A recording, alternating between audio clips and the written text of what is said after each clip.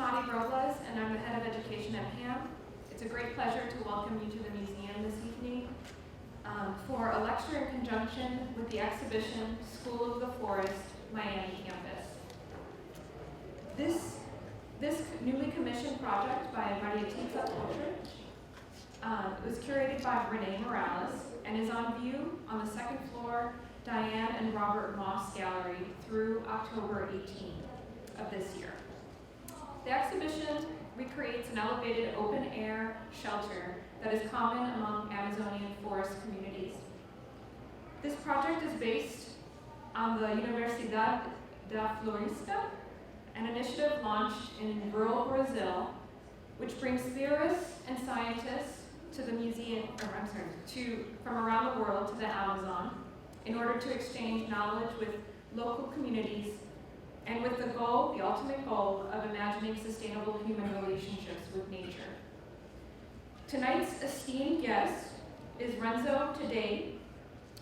He is the fourth scholar to activate our exhibition.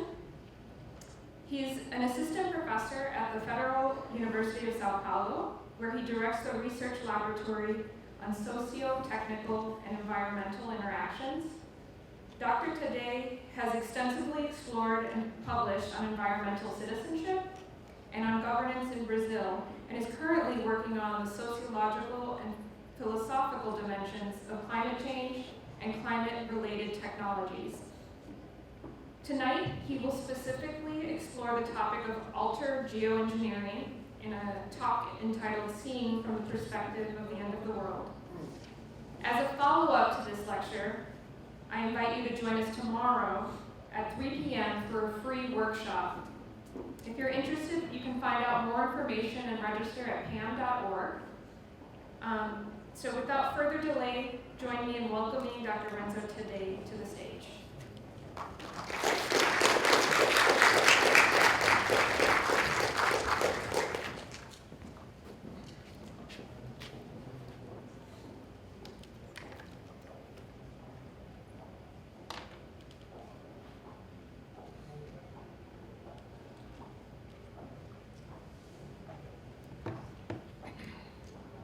Thank you. Well, first I would like to thank Maria Tinza and Renee and also Camila Sposati for the invitation to participate in this series of seminars and workshops. It is an immense honor to be part of this initiative and to join colleagues whose work I greatly admire. As presented by Mauro Almeida in the first seminar of this series, the project of the School of the Forest is about the integration of different forms of knowledge. Well, it sounds nice, it sounds politically correct, but I want to go much beyond that. I want to argue that this kind of project of knowledge integration is our only hope for the future. And it requires, rather than tries to prevent, the end of some woes that we have historically learned to lack. Nicholas Mirzulev's ideas of visual commons and of direct action, and Elizabeth Povinelli's geontological augmented reality visual projects with the Australian Caribbean, to cite the participants who preceded me in this series of seminars, are, in my understanding, efforts in the materialization of such a new reality. I will construct my argument in a performative, provocative way, evoking science and traditional knowledge as opposite things, just to get them to meet each other at the end, just like the idea of the School of the Forest. The title of my presentation is Seeing from the Perspective of the End of the World. The base ground over which the argument is constructed includes the following axiomatic elements, which I will not develop in the talk for lack of time, but we can get back to it in the discussion or perhaps tomorrow in the workshop. So the principles are this: seeing creates a perspective. Perspectives creates worlds. Many perspectives imply many worlds, and they are not dissociated from each other necessarily, not as in quantum physics, where in the sense that quantum physics suggests sometimes that you have parallel worlds or alternate worlds. No, we're talking about worlds that very often coexist and relate to each other in different ways. And this relationship can be symbiosis, it can be parasitism, or it can be war. Mauro made a wrote about wars and war. Well, all that said, we could ask ourselves, what happens to perspectives when worlds end? And what happens to worlds when perspectives end? In a classic academic understanding of such things, the first is seen as an ecological catastrophe, and the second is understood as genocide. So here I start with bold provocative statements. Throughout the talk, I will try to demonstrate that seeing both things as different from each other is part of the problem. And it is why, among other things, the sciences, and here I include the climate sciences, are incapable of proposing real solutions here. They are concerned with ecological catastrophe, but they are blind to genocide. Particularly perspectival genocide, which the mainstream physical sciences deny the existence altogether. Some of these terms will become clear along my exposition. We'll argue that the end of the world will not be televised.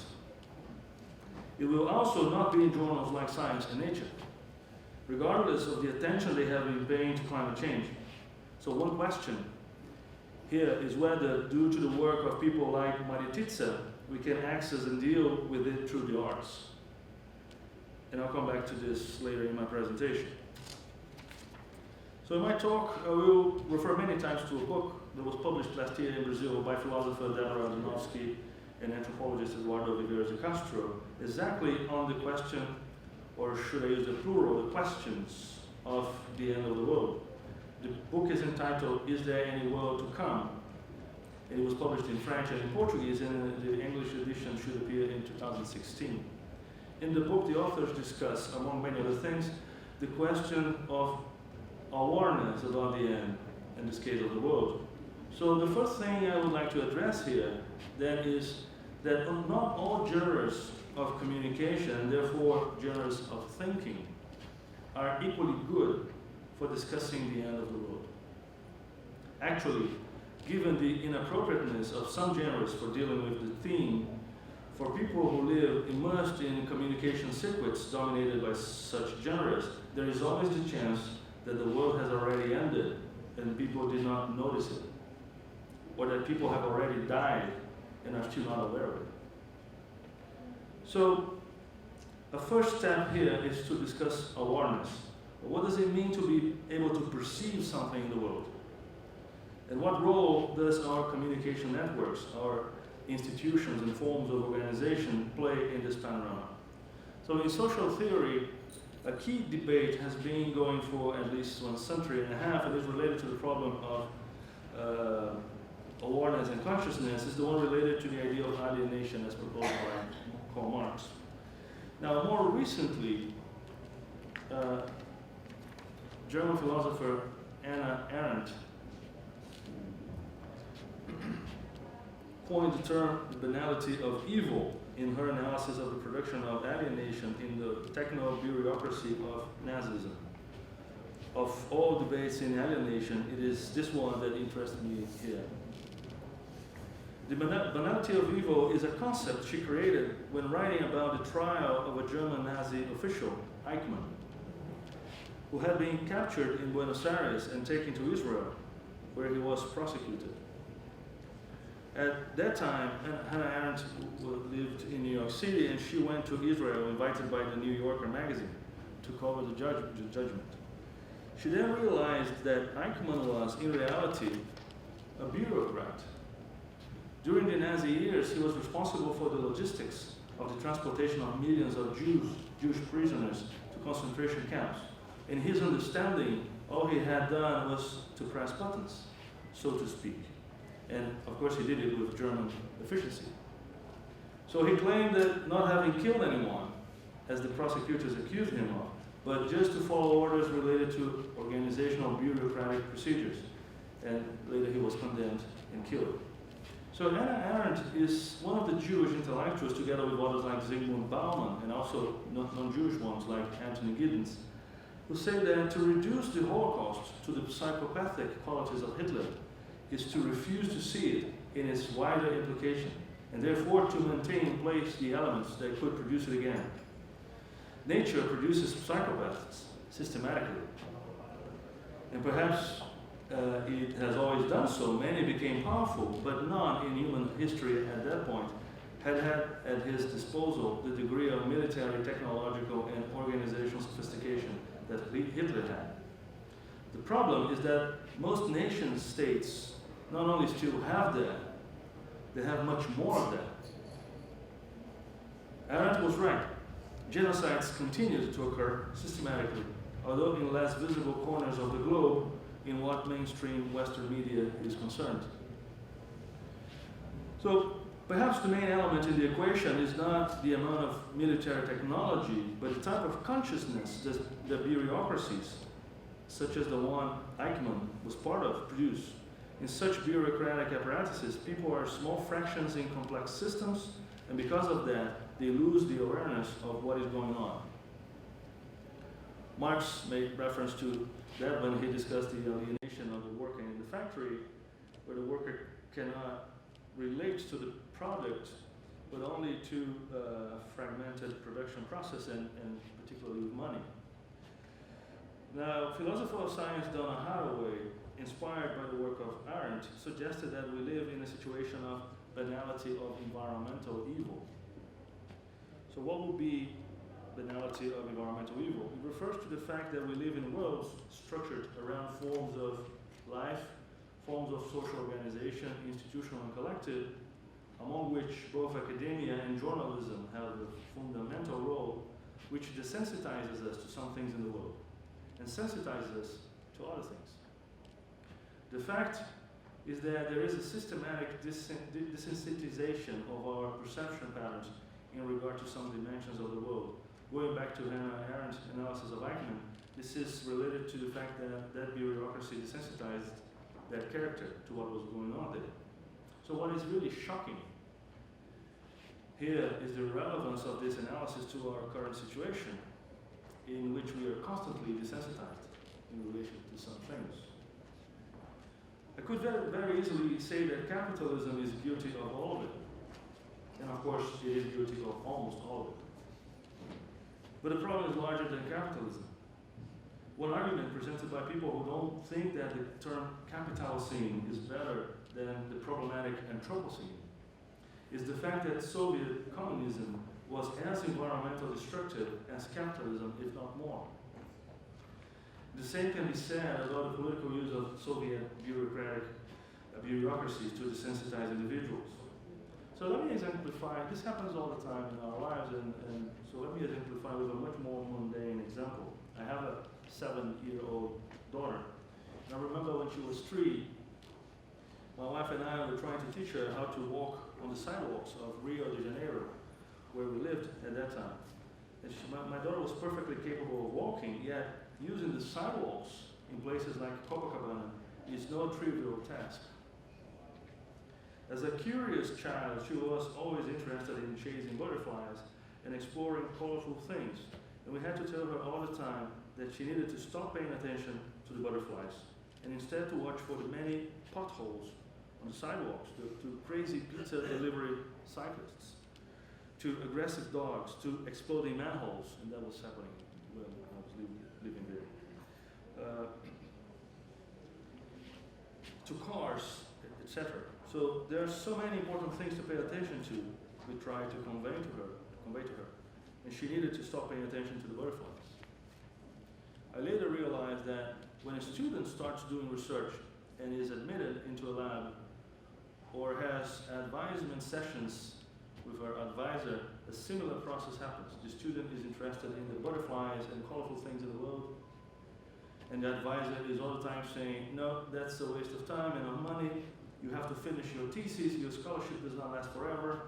There is not a chance that the path you want to follow will be productive.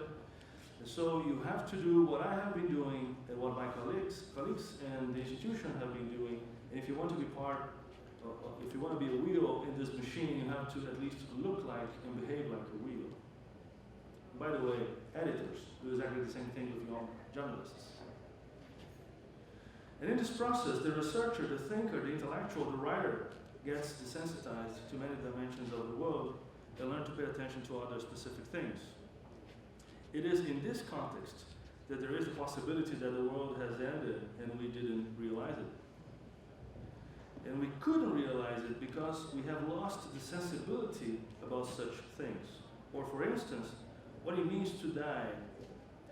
We lost the sensibility to understand what it means to die. In other words, when can we declare that we are already dead as a civilization, for instance?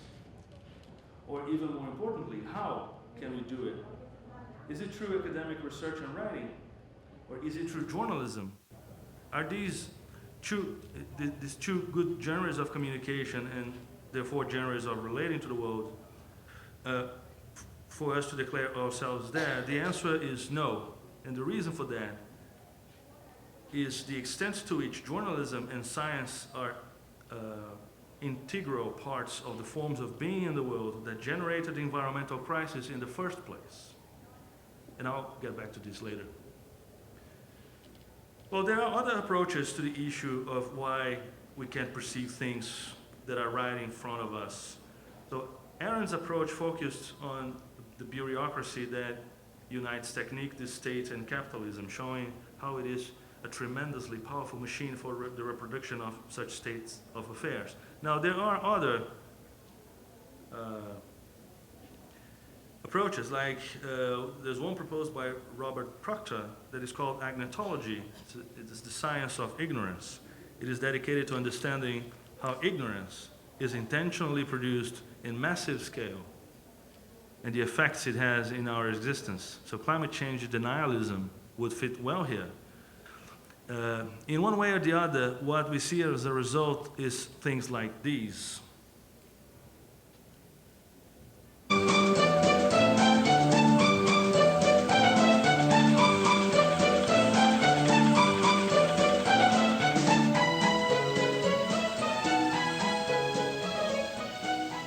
Hopefully, it starts raining and we won't be needed anymore, but for now it's definitely busy.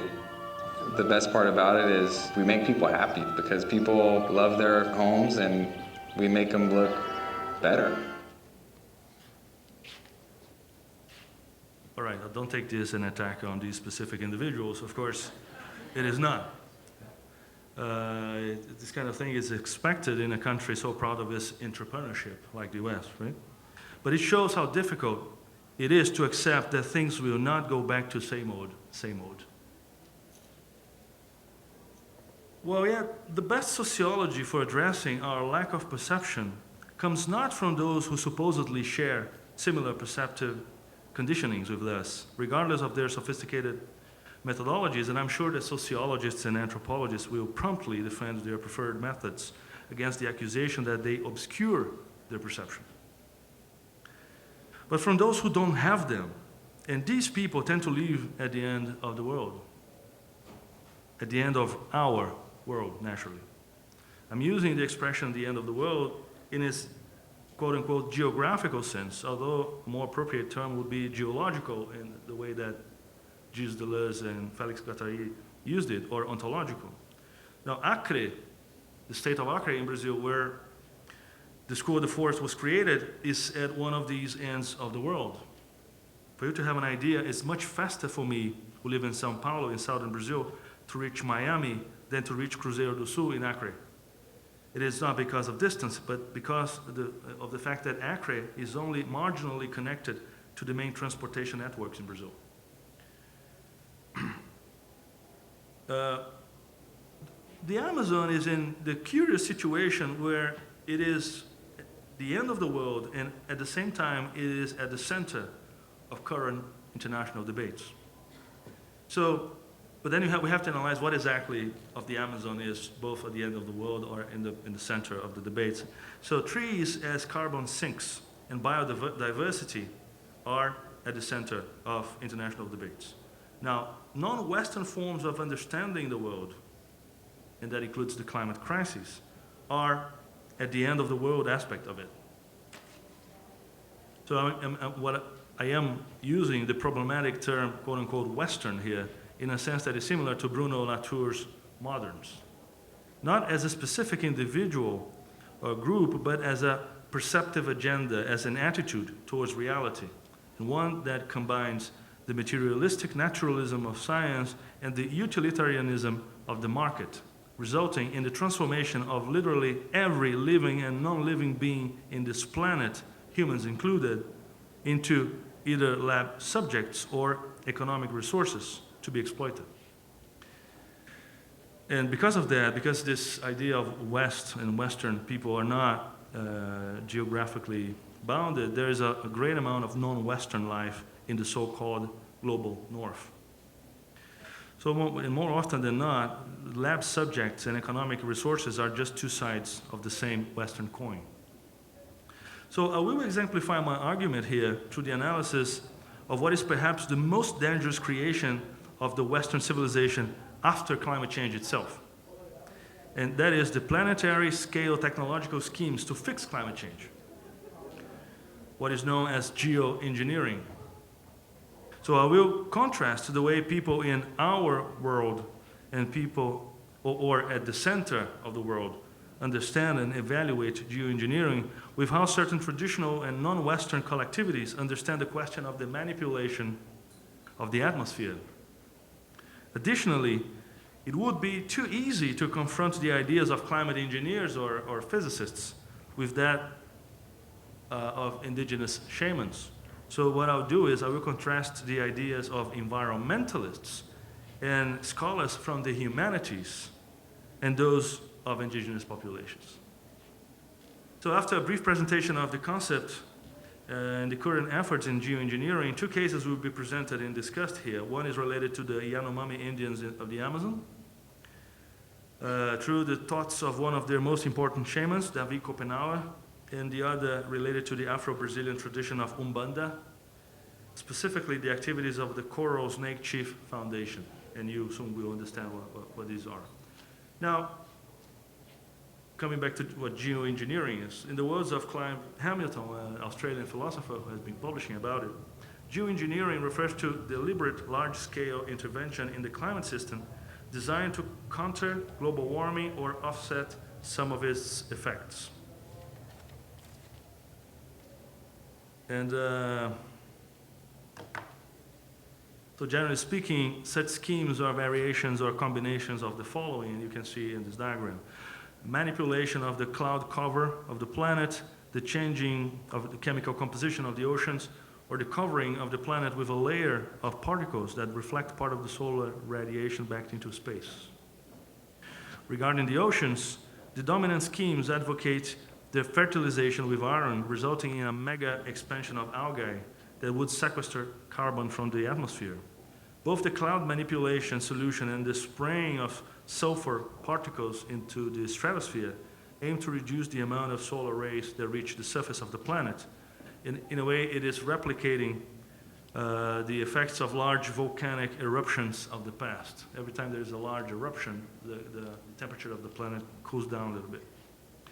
And there are other, still more fanciful solutions, such as the installation of mirrors in space, which aims to reducing the amount of heat that reaches the Earth. Now, geoengineering is the theme of heated international debates. Techno-billionaires, such as Bill Gates, believe that geoengineering is not just the only effective solution to climate change, given the lack of capacity of international diplomacy to address the problem, but also a potentially profitable industry. Conservatives in the United States, particularly those directly linked to the military-industrial complex from the times of the Cold War, see geoengineering as an opportunity to bring new life to sectors of the network of research think tanks in military technology by using geoengineering as a potential weapon. And this despite international regulations in place since 1977, banning meteorological warfare. Liberal scientists like Paul Crutzen, the recipient of the Nobel Prize in Chemistry, who together with ecologist Eugene Stormer popularized the term Anthropocene, understand that geoengineering is far from being a desirable solution when compared with the alternative of reducing carbon emissions. They nevertheless say that the moment will come when making use of some type of geoengineering solution will probably become inevitable. Now, environmentalist philosophers and social scientists, on the other hand, refer to the topic with a mix of indignation and horror. The improvement in knowledge of climate systems during the last decades has made evident a greater degree of uncertainty and variability than previously imagined, rather than increasing the power of human actions over nature. Complex systems theory on the one hand, and the concept of trophic cascade, originated in ecology on the other, show that changes in any ecosystem generate multiple and interconnected reactions, many of which we cannot and may never be able to predict.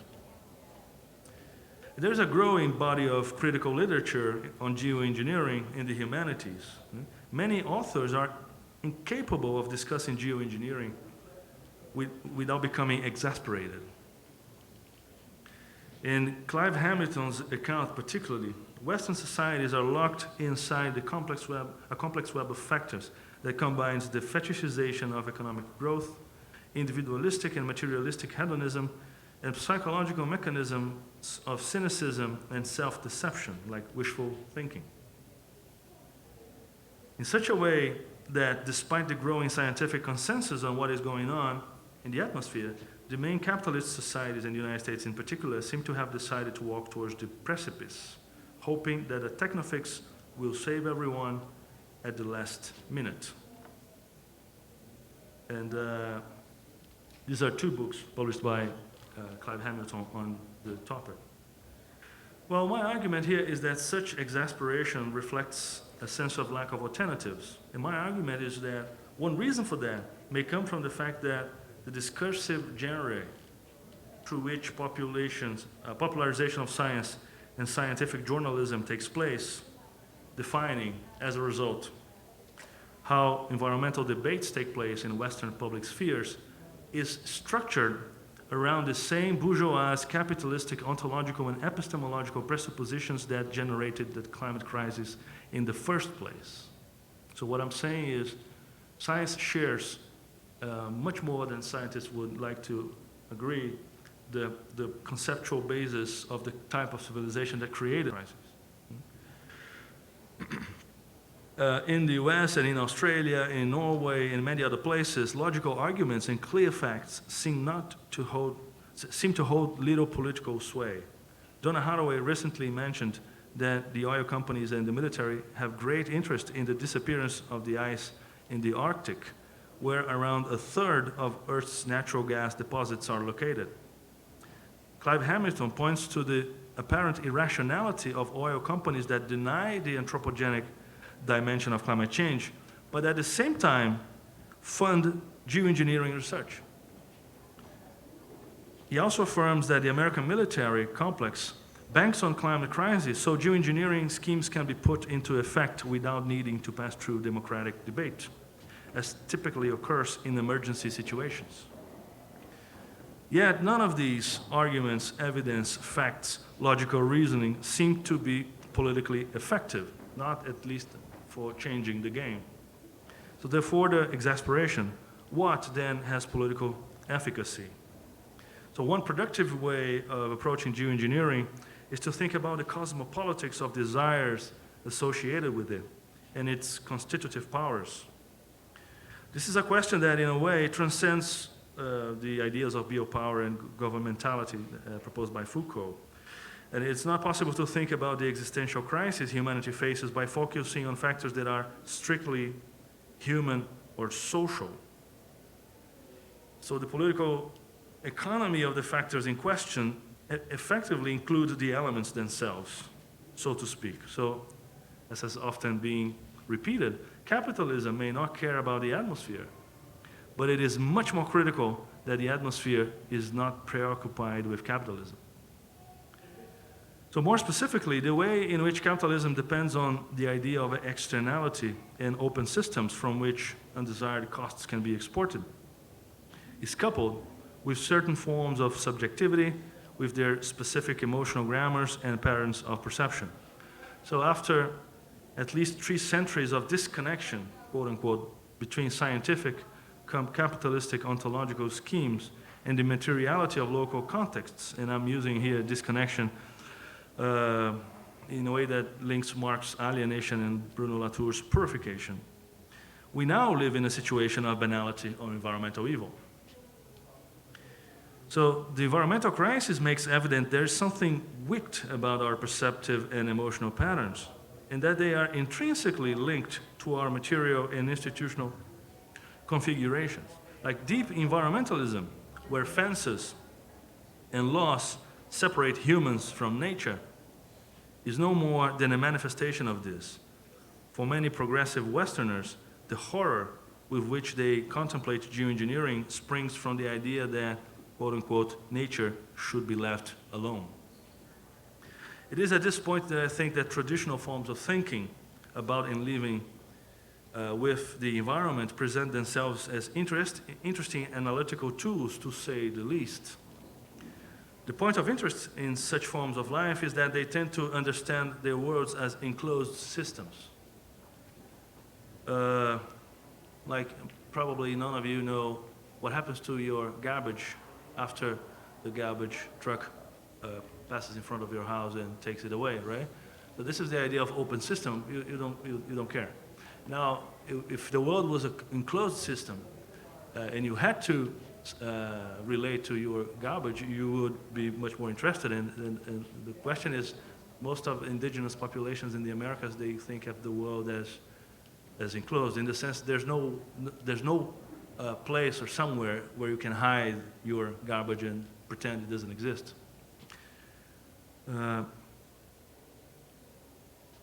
This fact manifests itself in many distinct forms, the common denominator being the relational approach to the environment. That is, the idea that the interaction with the environment is understood as connecting subjects, and therefore regulated by moral codes. What is even more interesting here is the fact that exactly because nature is thought of at one and the same time as both the agent and the outcome of transactions and actions of subjects, humans and non-humans, it is naturally understood as something, quote-unquote, constructed. So the idea of constructing the atmosphere does not cause consternation for most traditional peoples, as long as it is done properly. It is the animistic ontological base, so the idea that there are subjectivities behind objects and animals and so on, which provides some degree of balance between the construction, this form of construction, and the plenitude of becoming of the involved beings. So in the remaining section of this text, I will discuss the two already mentioned cases in which the construction of the atmosphere takes place in Brazil. So the first, I'll talk about the Yanomami and the Amazon. And a few years ago, I published a paper in which I affirmed that the oldest and most deeply rooted meteorological theory in human history is the one that believes that it didn't rain or it rained too much, any variation of what happens in the atmosphere, because of the actions or sins of someone. It can be us, it can be the enemy inside or the enemy outside. So this formulation is a variation of what Mayor Douglas called the forensic theory of danger, and it can be found in the sacred texts of the Christian, the Muslim, and the Jewish traditions, for instance. Right? Now, for animistic collectivities like the indigenous populations of the Americas, a more appropriate one and complementary is the one that says that there was beneficial rainfall because of the actions, rituals of someone, a shaman or a priest. So as you can see here, there is the focus on agency and direct action is more intense. What I want to discuss here is the idea present in many cultural traditions that the environment is not guided by some form of impersonal mechanism, as in the Newtonian universe, not by a detached God, but by the group itself or by a special individual in the group. So the case I want to discuss here is related to the Yanomami people, who inhabit what we call the frontier between Brazil and Venezuela. And here you can see, this is their reservation, and this is an amplified image of the reservation where it shows inside of the reservation where people found minerals and gold, which was a very unlucky thing for the Yanomami, because their reservation are invaded by all sorts of disturbing entities and individuals. So one of their shamans, Davi Kopenawa, recently published in French, with French anthropologist Bruce Albert, a book that is the most detailed account of the Yanomami cosmology. The book is an extremely rich illustration of the different dimensions of the Yanomami universe. And here I want to call attention to just two things. The first is the idea that the skies are held in place by the constant maintenance carried out by shamans and their associate spiritual beings.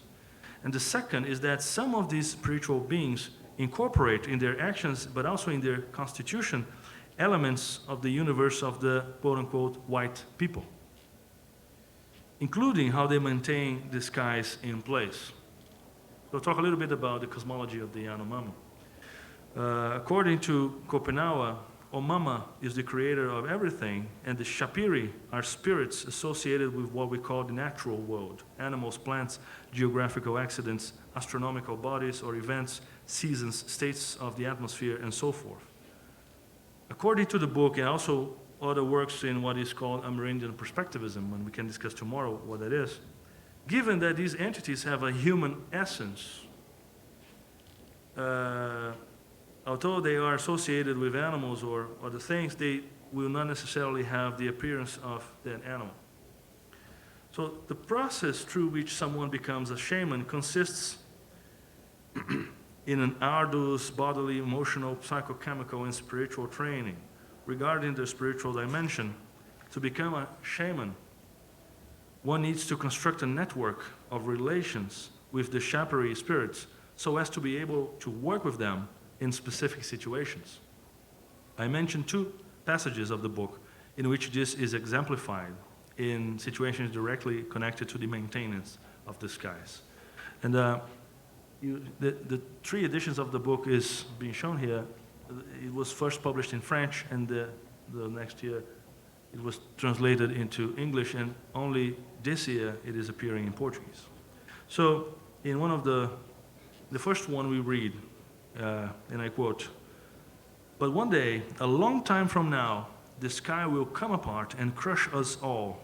But this will not happen so long as the shamans are alive to hold it up. It will lurch and roar, but it will not break. As soon as the sky starts to shake and threatens to crack, the shamans instantly send their Shapiri to reinforce it. Without that, it would have already collapsed long ago." In the second passage, the meaning of maintenance is a bit different. And I quote, "When the rain falls without interruption for days on end and the sky remains full of dark, low clouds, we start to get tired of it because they cannot hunt and they cannot do work in the gardens and so on.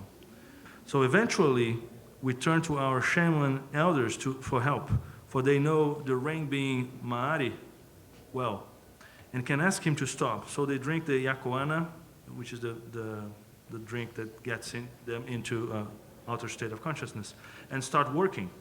Their spirits wash the sky chest and call the sun being Mutokari and the being of the dry season Omoari. Then they turn the key that holds back the rain and bring light back to the sky. And finally, another passage introduces an interesting element in the composition of beings and strategies to deal with the atmosphere. And I quote, "Some Shapiri, such as the sloth spirit, possesses a rifle acquired from the spirits of the white people's ancestors.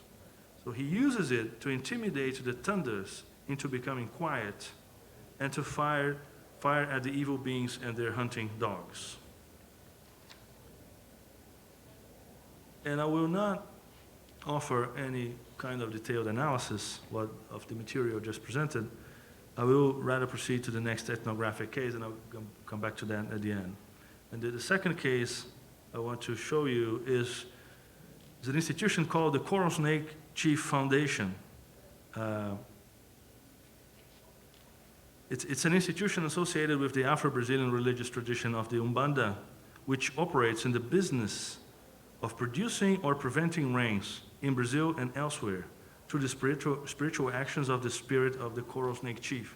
So this is a drawing of the coral snake chief, and that woman is the medium through which the spirit of the chief acts.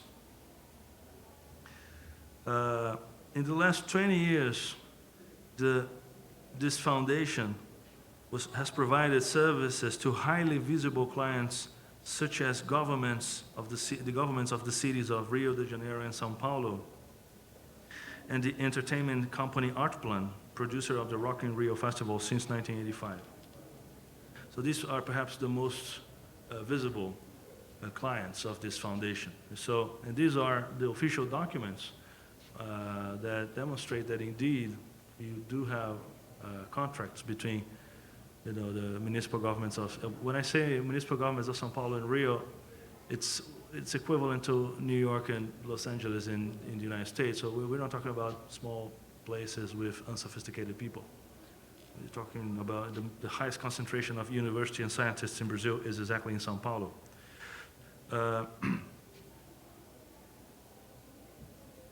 Okay, and among other services, the foundation makes sure that there is no rain over Copacabana Beach on New Year's Eve, when one of the most remarkable fireworks spectacles in the world take place.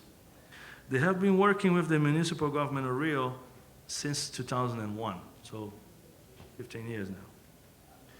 So Afro-Brazilian religious groups tend to be very discreet in their activities, especially when outside places considered centers of Afro-Brazilian culture, like Salvador in the state of Bahia or the city of Rio. Even in these places, however, they are subject to growing levels of hostility from neo-Pentecostal Protestant churches, what adds to centuries of discrimination from the white elites. In such a context, one of the most remarkable facts about a group of individuals gathered at the foundation is that they seek constant media exposure. So, Paulo Coelho, the best-selling Brazilian writer, was the vice president of the foundation between 2004 and 2006. And in that picture, you have Paulo Coelho with the medium that receives the spirit of the chief. Adelaide Scritori, the woman, and her husband, Osmar Santos, who act in the role of public relations of the foundation, make themselves present at the most important public events in Brazil and overseas. I'm going to give you an example. According to Maria Paola de Salvo, journalist of the Veja magazine, and it's the weekly news magazine with the highest circulation in Brazil, and the second highest in the Portuguese language in the world. When Pope Benedict XVI arrived in São Paulo in May 2009, on what the meteorological forecast predicted would be a rainy afternoon. It indeed rained, but it stopped at the moment the Pope left the airplane. According to Salvo, the journalist, Ronaldo Camargo, who was the adjunct secretary of the municipal government of the city of São Paulo, had called the foundation for logistical help in weather making, which means producing a dry weather for the Pope to visit São Paulo. From January to September 2009, the São Paulo city government requested the services of the foundation 6 times. Another example, Marcelo Taz is an award-winning journalist in Brazil, did a telephone interview with Osmar Santos the day after the opening ceremony of the London Olympic Games in 2012. And Santos told the journalist that, I quote, during the opening ceremony, Adelaide was in Dublin, Ireland, where she diverted the pressure waves coming from the north of the British Islands to Spain with the intention of alleviating the drought occurring in that country. Meanwhile, from inside the stadium, Osmar sent her real-time information about the weather in London. So this is published in Brazil. And the journalist ends his text with the phrase, "I don't believe in witches, but they indeed exist." And in Brazil, we usually use the Spanish expression, right? No creo en las brujas, pero que las hay, las hay. Now, the History Channel interviewed César Maia, the mayor of Rio de Janeiro, where the contract with the foundation was signed. And César Maia said exactly the same thing. Well, he said that during the 8 years of his term in office, Rio was a dry island that could be observed in satellite photos. He said that to the History Channel. And then the journalist asked him whether it didn't appear like irrational or was not coherent that he presented himself as Catholic. And the former mayor replied that he is one, Brazilian, second, Carioca, which means a citizen of Rio, and Botafoguense. I mean, he's a fan of the Botafogo soccer team, and therefore he is superstitious. Well, according to the foundation, it does not charge for services provided to governmental entities, yet it demands that the recipient of the service reciprocate in kind, usually through some form of environmental program. As you can imagine, the activities of the foundation in Brazil are surrounded by controversy. Journalists who published articles about the work of the foundation, as Marcelo Taz did, are often subject to hostile online comments from readers. And all of that, in a way, is just a prologue for what is perhaps the most interesting dimension of the activities of the foundation, its relation with science. So in 1987, the Brazilian Meteorological Society denounced the foundation to the Regional Council of Engineering and Architecture of the state of São Paulo, alleging the illegal exercise of meteorological activity. So this institution called CREA is equivalent to what the American Bar Association is in the US for the practice of advocacy. Right? So no engineer, agronomist, or meteorologist can work in Brazil without the proper permit from CREA. And the CREA institution is acknowledged as conservative in technical terms. In the last decades, innovative, non-traditional engineering courses recently created in Brazil, such as environmental engineering, for instance, have been facing great difficulties in getting CREA accreditation. In such circumstances, it was truly remarkable that CREA's verdict was in favor of the foundation. So the engineer Antero da Costa Santiago, responsible for evaluating and judging the process, in his report refers to the spiritual entities and their activities as facts of reality, even if outside the scope of science, and therefore of metrology. He then suggested the case to be shelved, as it subsequently occurred. Well, the foundation nevertheless charges for the services to private clients, like the Art Plan company that organizes Rock in Rio. And of course, as you can imagine, the whole idea is preventing rains during the concerts. So they charge the private clients. So in 1991, the regulation agency, CREA, demanded that the foundation request a permit for the exercise of metrology. And it also demanded that the foundation had a responsible metrologist in charge for the services provided. And at that moment, the foundation formalized the relation they had with a professor from the Department of Meteorology of the University of São Paulo, from whom it had been getting technical consultancy for the work of weather manipulation. This professor, that I'll call Ronaldo, it's a fictitious name, began acting as the foundation's technical director. More recently, a younger but similarly high-profile meteorologist from the Center for Weather and Climate Forecasting in the Brazilian National Institute for Space Research started providing similar consultancy services to the foundation. And of course, I really wanted to understand why a spiritual entity that incorporates in a medium needs scientific consultancy. So Ronaldo, the meteorologist, one of my main informants in this research, described how how his first contact with Osmar and Adelaide took place in the mid-1980s, when he was a part-time professor and also produced weather forecasts for the newspaper O Estado de São Paulo, one of the main newspapers in Brazil. One morning, the telephone at the newsroom rang. It was Osmar, introducing himself as a member of the foundation and asking for very unusual information. What needed to be done to stop a cold front coming from the south from advancing over the state of Rio Grande do Sul in the following days?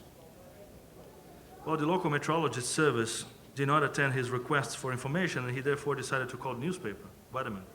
So Ronaldo answered that meteorology does not work by acting on weather phenomena, but only describing them.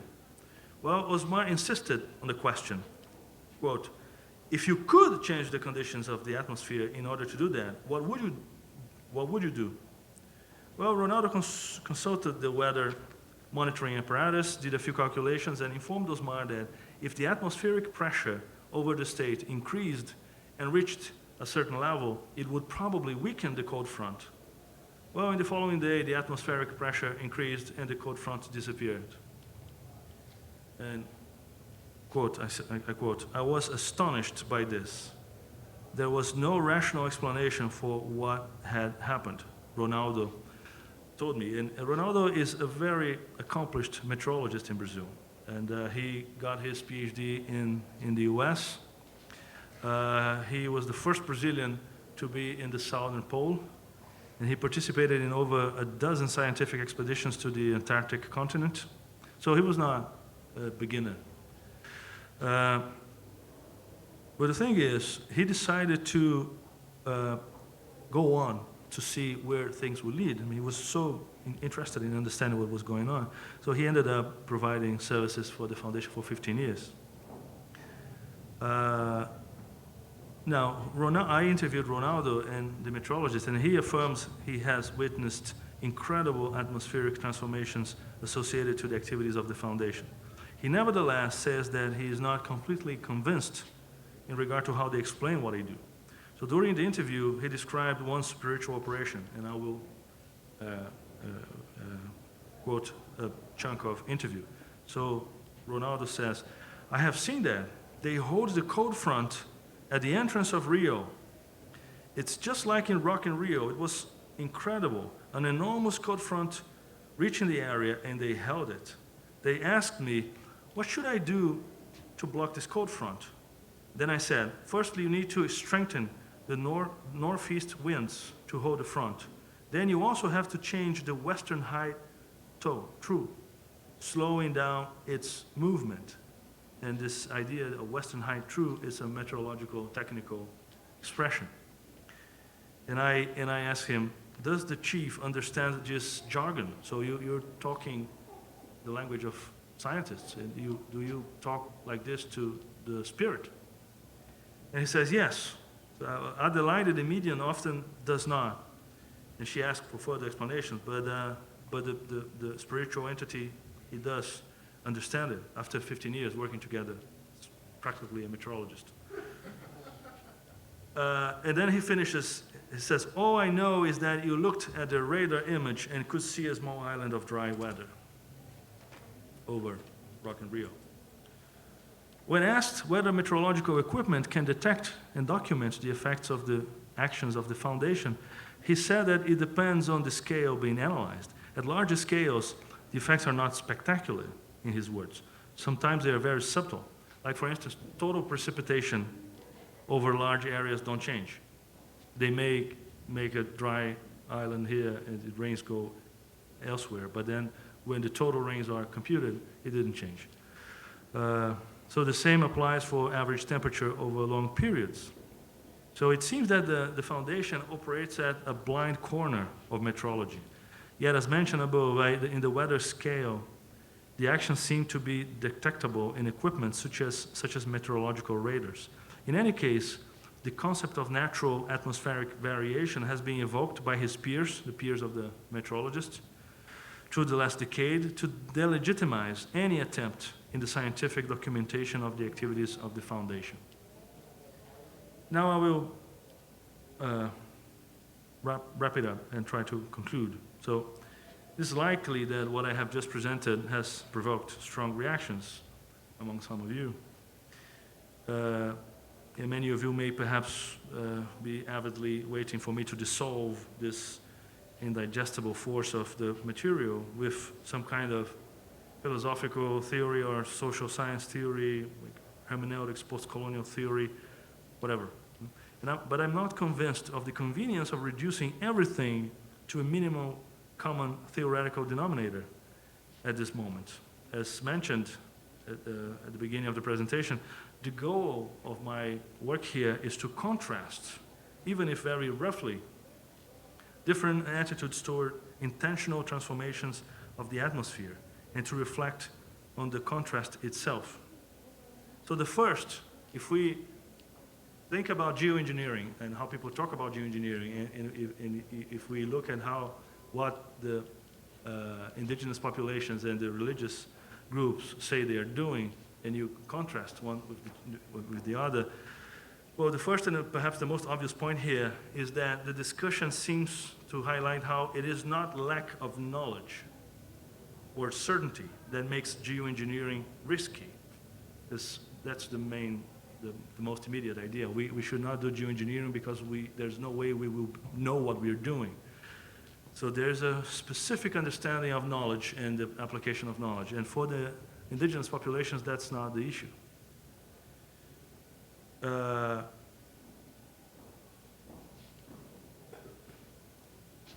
Instead of lack of knowledge or certainty, what makes geoengineering risky is the absence of a moral debate regarding the relations between living organisms in this planet. So contrary to traditional approaches, the cosmopolitics of the desires of the universe of Western technical knowledge and action is hypothesized around desensitizing institutional apparatuses and desensitized subjectivities. So in the Yanomami's view, and also, although differently, the Umbanda tradition view, the actions of the quote-unquote white man, and this is David Copenhauer's term, it doesn't have to do with skin color. So the actions of the white man are detrimental to the environment because they are asocial in a context in which everything is inside patterns of sociality. So what I'm saying here is the indigenous populations understand their relationship with the environment as a social relation. And because of that, it is regulated by moral codes and ethical concerns and so on.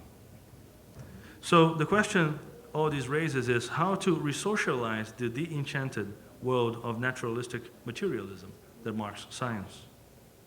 So I see advances on many fronts in recent years, from legislative reforms that give juridical rights to the environment, and that happened in Ecuador and Bolivia. Right? Their constitutions give rights to nature. And also to non-human animals, like the dolphins were recently recognized as non-human persons in India. There's also a coordinated international wave of habeas corpus requests for chimpanzees in order to get them out of incarceration. I follow that in Brazil and in Argentina, but there are many other places it's also happening. Now, another thing is there is this intensification of debates around the production and consumption of meat. Also, the popularization of social theories that approach sociotechnical apparatuses via new analytical frameworks, such as the actor network theory or the cyborg feminism of Donna Haraway, among many other things. So it seems to me that the weapons for revolution are already available, or at least it is in advanced development. Although revolution here may not be a huge cathartic event, and Donna Haraway referred to that. The second point, and this is a more complex and perhaps scarier point, is the following. When physics becomes metaphysics, and that is when there is a decentering of materialistic unilateralism when the science becomes just one way of seeing the whole thing and not necessarily the privileged way of assessing reality. So how does one think about paraphysics? I'm using the term paraphysics in the way we have an expression, parapsychology, for instance. So what happens is what is known as the ontological turn in the social sciences and in philosophy turned the theoretical reflection towards places like Brazil, where not only we have never been modern, which is a title of a famous book by Bruno Latour, but in certain ways we have never abandoned animism. It also turned the reflection to places in Latin America where more than science fiction, what we have is magic realism as a key element in the collective imaginary.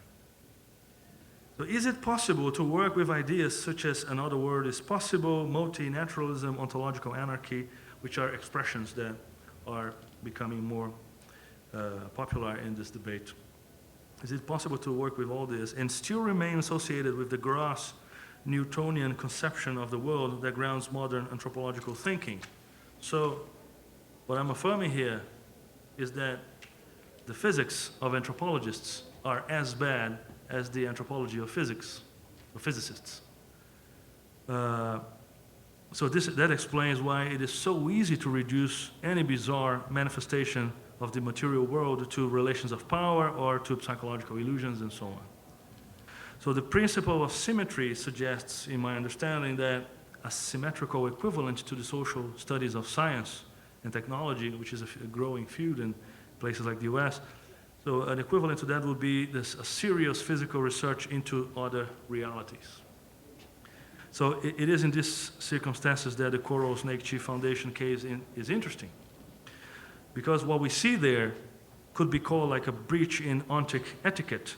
There's no negation of the Western naturalistic ontology. It is not as what we see in the case of the evolutionism versus creationism debate in the US, where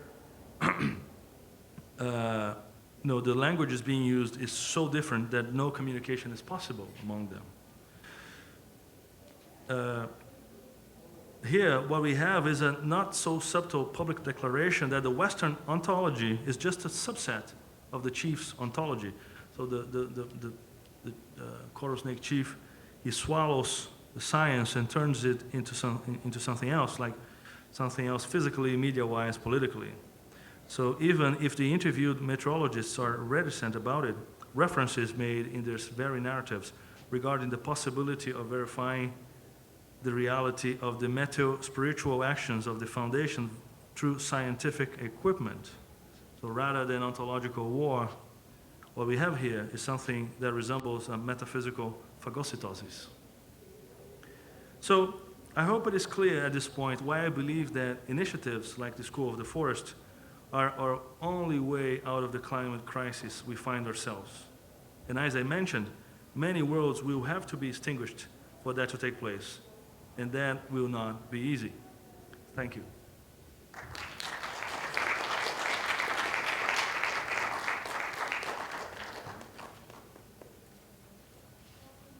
We have some time for questions.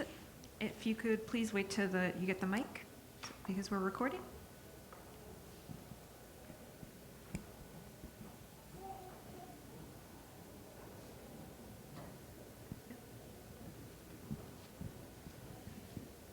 I'm curious to know if you have done similar kind of work with other indigenous communities around the world, like for example, Peru, my country, perhaps others like Ecuador, Bolivia. I'm curious to know that. Well, I have one colleague here at the University of Miami who is a film producer, and I participated in the production of one film with him. And when the film was released, he invited me to come to the opening, and it was at the university. And before the screening, there was a group of people talking, and he introduced me to someone who was the personal assistant of the Dalai Lama. And the Dalai Lama was one of the individuals that was interviewed in the film. And I started talking with them, and then a woman who was one of the secretaries of the Department of Communications of the University of Miami told me that whenever a hurricane approached Florida, she would call him, the assistant of the Dalai Lama, wherever he was in the world, and ask him to pray in order to divert the hurricane. Well, she was not joking. So the climate was kind of weird in the conversation because some people felt like laughing, but she was not, and neither was the guy. And then he told, the monk said, I don't think I can do it, actually. But I have seen my master in Tibet climbing a mountain and stopping a storm.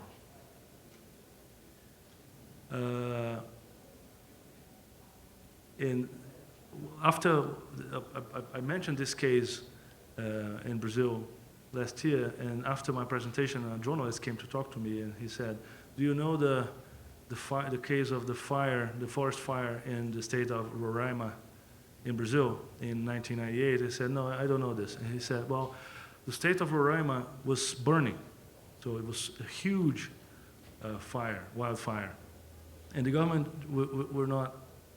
was not capable of doing anything about it. So people at the Foundation for Indigenous Affairs in Brazil, they approached the government and said, can we try something? And the government said, okay, you can do whatever you want. So what they did is they got 2 shamans from the Mato Grosso state, and they flew them to Roraima, which is northern Brazil. And these 2 shamans spent 2 days doing a ritual. And then after 2 days, they come back and say, let's get out of here because it will rain a lot. And it rained so much that 95% of the fire was extinguished. Now, this is not the interesting part of the story because it happens all over the place. You just have to start talking to people. You see that everyone will have a story like this. Now, the interesting part is the Brazilian Senate decided to create a commission to study this. So distinguished senators and technicians from the Brazilian Congress traveled to Roraima to understand what exactly happened. And they come back after a few weeks and they produce a report that is in the library of the Brazilian Congress, that the report says that that's exactly what happened. So 2 shamans came and they do the ritual and it rained a lot. And despite of the non-existence of any meteorological scientific signal that would happen. So it's very interesting. Wherever I go, I find histories like this. Another person told me that there is this international theater festival in Bogota, in Colombia. And it has been many years now that the municipal government of Bogota, they hired an indigenous leader to do rituals in order to prevent rains during there was a huge debate in Bogota because of that, because they were paying him with public money. And then the debate was, is it proper to use public money to pay this kind of service? Well, the municipal government didn't care. Politicians are way more pragmatic than scientists. So it was working, and they kept doing it. So I collect these stories, of course, right? So what I'm saying here is that the idea of multiple universes, as I said, of course, the idea of the School of the Forest is all about it, because the idea of the School of the Forest is you put scientists and indigenous leaders together around the same table and get them to talk. So the question is, how much a scientist will really hear what the Indian is talking? That's why it's so fascinating, these kind of huge examples of there's something going on that we don't understand. The idea that science mapped out everything already is nonsense. And you just have to go to philosophy of science, like Popper, Thomas Kuhn, Feyerabend. You're going to see that. Right? The idea that science knows all that exists is nonsense. And that's why I think it's the School of the Forest is so interesting, because according to what I presented, they have different ways of, we don't have to think like them, but the contrast with their perceptions of reality can, in a way, create tensions and differences in our perception of the world that you would not have otherwise.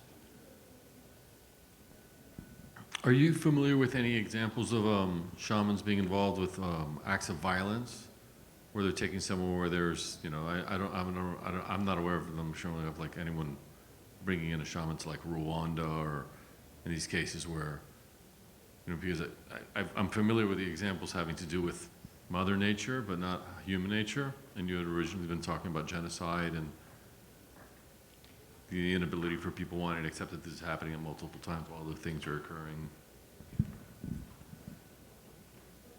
Yeah, that's a difficult question because, there's so many possible explanations why,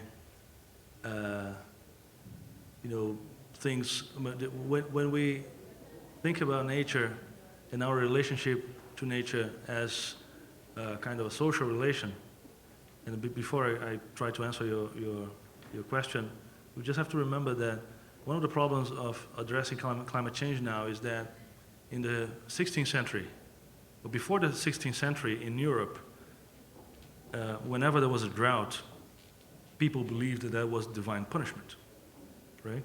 So the idea that you're having divine punishment that comes to you in the form of a drought connects your actions with the atmosphere in a very strong way, right? So you act in appropriate or non-appropriate ways, and your relationship with God will bring it back to you in the form of rain or not. What happens with the scientific revolution in the 16th and 17th century is that those people convinced everyone else that you have nothing to do with that. It rains regardless of your actions. So there's no connection between whatever you think, whatever you do, morally speaking, and nature. And they were pretty successful, right? Across 300 years and 350 years. What happens now is that once again we realize that climate change has to do with our actions. It's a kind of short circuit, right? So after too long believing that we have nothing to do with that, now we realize we do have something to do with that, but we don't know how to behave anymore. So one of the things about the School of the Forest is exactly constructing alternative forms of action. Now going back to the question of not always shamans are praised or respected and so on. Well, one of the questions here, when you work with non-Western populations, one of the interesting questions is how they understand death and life and body and so on. So the understanding is very different. Very often in some ethnicities of indigenous populations, one way of trying to resolve a huge environmental crisis is actually killing the shaman, right? So that is not unheard of. Actually, there's a book by Herman Hesse, the Glad Glass Beat game, in which the last story is about exactly that. I mean, a shaman is sacrificed in order to deal with an environmental crisis. Now, it's very hard to understand how the role of death and the role of violence, because the way they understand body and life and so on is so different from ours. So Mauro, Mauro Almeida, the first presenter in the series of seminars, he once told me that he was in Acre, in the forest, and of course you cannot get into the forest without a guide, otherwise you don't get out, right? So the guide was an indigenous person, and Mauro was taking a group of biologists with him. And at some point the guide stops and says, you see this ant here, and you see these vines. This ant and these vines are the same thing, so these ants turn into vines. And then the biologists didn't like it because you're talking about an animal that turns into a vegetable, right? And it's not accepted in our modern scientific taxonomy of beings and so on. So the idea for the Indian was, no, there is a metamorphosis going on. So this ant turns into vine. Well, few years later, Mauro finds out a research that describes how there is a fungus that turns the ants into zombies. So this fungus takes control of the nervous system of the ant, and the ant goes to the top of the trees and dies there. In doing that, the ant carries the seeds of the vines in its body to the top of the tree, and that's why sometimes the vine sprouts from inside of the body of the ant. Right? So the interesting thing about this story is that both were right. There's no one is wrong here. But clearly we see that there is a difference.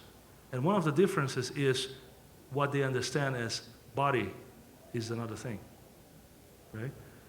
The idea that shamans can turn into jaguars is very common in the Amazon.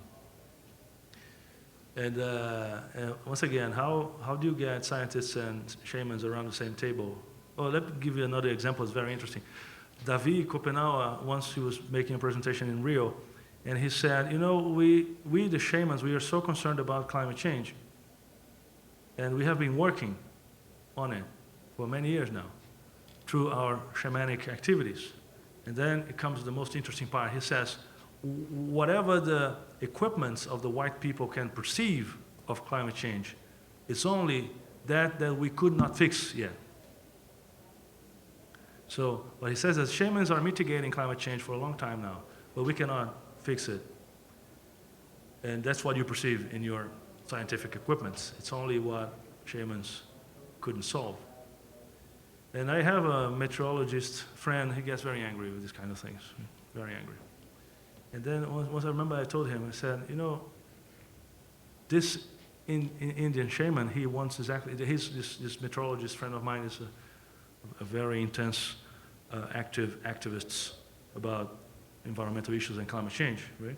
And then I told him, you know, you get the shaman Indian and you have the same agenda.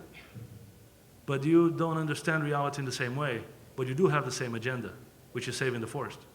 Now, you go to the oil companies, they understand reality exactly how you do, but you don't have the same agenda. So what is preferable? To work with someone who has the same agenda that you have, even if he or she doesn't think the way, don't understand reality as you do, or should we just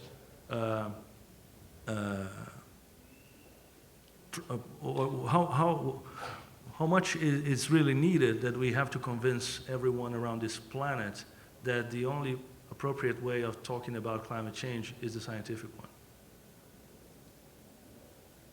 And that's the point of the School of the Forest. School of the Forest is not a place where Indians go to learn with scientists.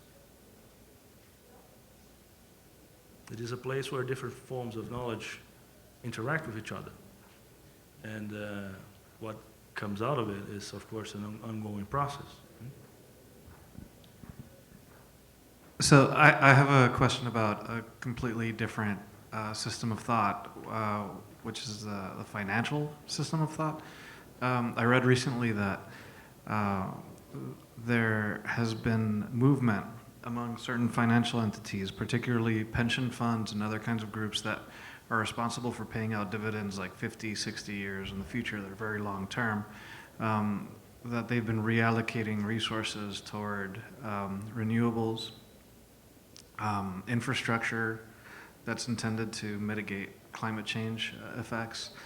And I didn't read specifically about investment in geoengineering, but I think that would be really interesting to find out, along the Bill Gates kind of approach.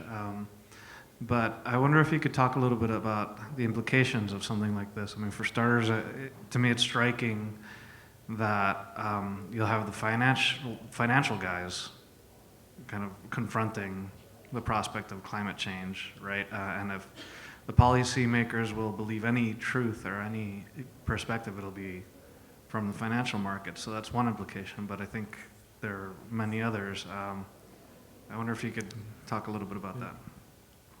You know,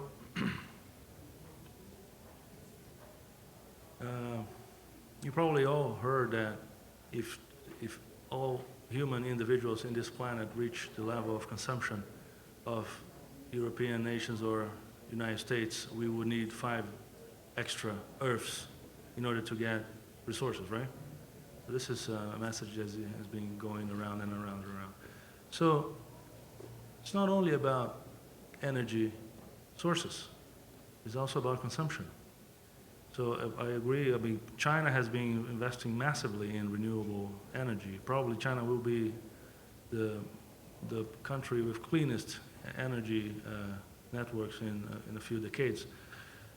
But it's not only that, right? It's not only that. I mean, one of the things is how can we go back to accepting that we only have one Earth at our disposal, and we have to equate levels of consumption around the planet, including the efforts of reducing poverty or eventually ending poverty and so on, right? I don't see the financial markets doing anything about it. So, I mean, what I'm saying, I don't think it goes that far. I think that, finance investing in future clean energy is absolutely necessary.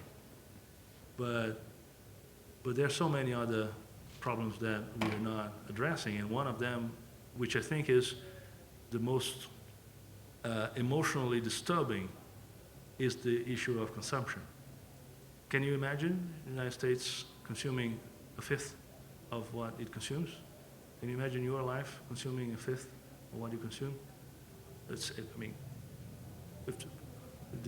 The amount of courage that we need to confront these challenges is very high. Now, that's an interesting thing about indigenous populations, because very often they, instead of development, the concept of sufficiency is more important for them, right? So the idea about living in an indigenous lifestyle is that you have to create.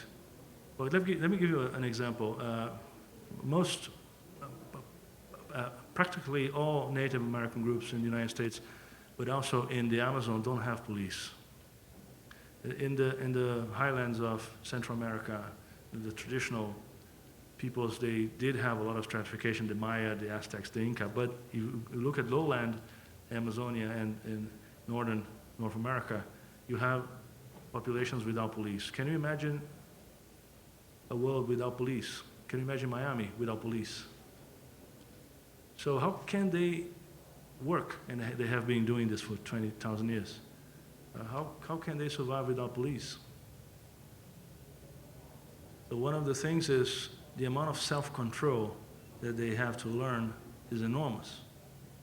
It's not only that you don't have police, because you don't have police, the chief cannot impose his will on the other Indians. Actually, an Indian doesn't take orders from no one. That's the point. So the chief usually is a very good a person who does conflict resolution and is charismatic and so on, right? Has to be very socially intelligent, but the chief very rarely can impose his will and so on. Now, it's very interesting when we compare to our society, because our society is all the time telling us that we have to be happy, we have to release ourselves from any kind of constraints, right? And so we have to open up and live a full life and so on, and then we surround ourselves with control, right? But police is one of them. So you have a lot of control outside of you. So you don't need to have control inside of you. And then if you have too much control, you have to go do therapy to release yourself. Now for the Indians, it's different, because they have to have a lot of self-control. And they do. And that's why an Indian, in general, when he or she speaks, he or she mean it. And one of the things about Indians talking with white people is that for them, we speak endlessly, and 85% of what we say is nonsense, because there's no self-control. We just talk, right? And now, the idea of sufficiency and the idea that I do think that this kind of subjectivity that is created in Amerindian societies, not only in what concerns the political institutions that regulate indigenous life, but also how they relate to nature, is one of the key things that we need to face if we are really going to address the question of consumption. So what I'm saying is, I mentioned the trash, right? I mean, you fill your garbage can and the truck takes it somewhere, you don't care, you don't want to know. You pay the municipal government in order to not be able to think about it. But it happens with all other things. Now, consumption of meat, for instance, right? It's another interesting thing about the Indians, because they really believe that there is a human soul in the animals. But they're not vegetarian. So if they're not vegetarian, and if they believe that there is a human soul in the animals, when they eat an animal, what are they doing potentially? Cannibalism. That's right. So there are all sorts of symbolic and spiritual technologies in order to prepare meat in order to be eaten. But one of the things is you have to treat the body of the animal that you're going to eat with an extreme amount of respect. There are things you cannot do with the body of a dead animal. So when Indians come to the city and they see the amount of food that we trash, this is the most uncivilized thing that they can find among us. The lack of respect with the bodies of the animals. So this is one example of a change in perspective that immediately causes us to, in a way, well, it not necessarily does it, but it can, reframe things for us, and the amount of leftovers and trash that we produce can be reduced, right? If we see behind this smoke screen that we set up all the time in order not to confront these kind of things, right? Now, the School of the Forest has another thing about the financial system is, Mauro, he didn't say this in his presentation, but in a conversation he said, there was an incompatibility between the idea of the School of the Forest in terms of institutional organization and the university, because the university is a very strong institution in terms of bureaucracy, and there are ways of organizing things in a university that are not necessarily compatible with the idea of bringing indigenous leaders and having them meet with the scientists. So in a way, that is revealing. When I say that, some words will have to end, and this is going to be painful for us because we learned to like them. I wonder whether universities really can help us to address the future, as I said, and I wonder whether journalism can help us. Of course, I'm being extreme, right? I'm being provocative, but there is a thing there in terms of reorganizing our perception of the world is reorganizing our economy, necessarily. Right? So people investing in green energy for 30 years from now, but still, consuming in the level of consumption they have and producing the garbage and consuming meat as they do and so on, it's just a small fraction of what could be done, and it's probably was not going to be good enough in terms of the crises that are waiting. Before we take our last question, I just want to ask if you could fill out your surveys that you got on the other side of the speaker bios. That helps for public programming here at PAN, and we'll have our last question. Hello. With the issues that you described and the shamans being able to alter the meteorology, in São Paulo being the lack of water that's there, are they being asked to help there? Or is that one of the spots where we see what the action is not being done yet? That's a very good question. And that's why the people at the foundation, the Coral Chief Snake Foundation, avoided me for a long time because they thought I was a journalist and I was trying to ask them exactly the same question that you asked. If they can't produce rains, how come São Paulo is going through this huge drought? Well, the answer that I received from them is very interesting because it illustrates what I'm trying to say here. It is not that what they say they do is not about having raw power over the environment, but there is some form of moral relation in the relation between humans and the environment.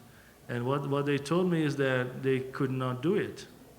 So there was something cosmic in the sense that, you know, there were a series of mistakes in the past in the management of water in São Paulo, and there was nothing they could do. Which is interesting, right? Because we tend to think that these are, you know, those kind of cartoon type religious shamans that can do anything. Right? And their answer is, this one we cannot solve. Right? But of course they have to face a lot of public pressure. So the more they appear on the media, the more they have to confront this kind of question. So if you can produce rains, why not now and here, right? So what they said is, well, there's something bigger going on in terms of the ecological crisis, and there is a pedagogical dimension of it, or something like this. Don't remember exactly how they said that, but the big thing is there's nothing we can do regardless that now. Now they have been traveling to the rivers that feed the São Paulo city in order to, you know, do something. I still could not be with them in their, what they call the spiritual operations. My research at this point was with the scientists that provide technical service to the foundation. But you're right, I mean, they just said that this one they cannot solve. Thank you. Join me in thanking Dr.